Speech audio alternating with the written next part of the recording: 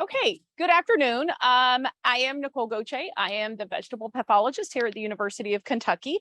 And of course, powdery mildew is absolutely something that I like to see from a research and management standpoint, not something a grower would like to see.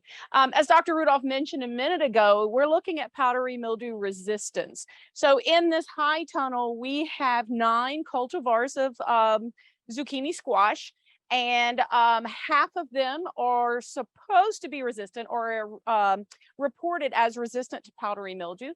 The rest are not. And as you can tell by looking at me, every plant here has powdery mildew, some less than others.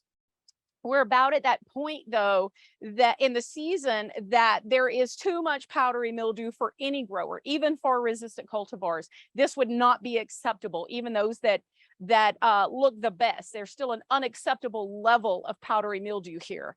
And we'll talk about that in a second when it comes to management. Powdery mildew is a fungal disease. So there are 3 different species of fungi that cause powdery mildew. So we use the word powdery mildew because this is the sign of the fungus. This is the mycelia and the spore load that makes it powdery and white. There are 3 different species. They all have different preferences, but in general, relative humidity of 40% to 90%. Right now, as I'm standing here, we have a 75 or 76% relative humidity going on right now.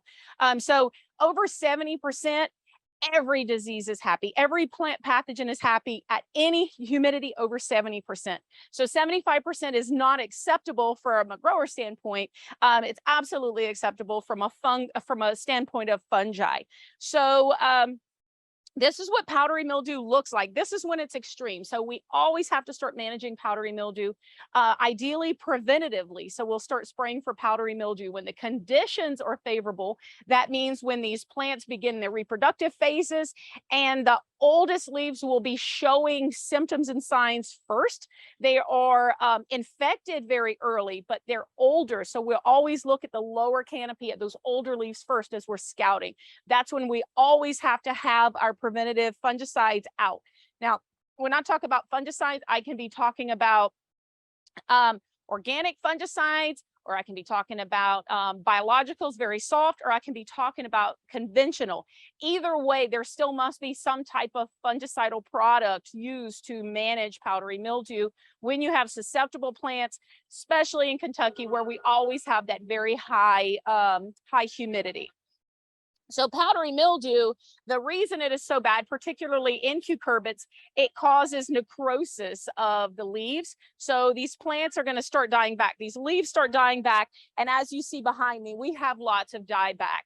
We also have bacterial wilt, but that's not what this project is about. So I'm not going to talk about bacterial wilt. But anyway, as you start seeing the dieback, that's what's happening here. And eventually all of these plants are going to collapse. So we're not going to have anything left of these plants.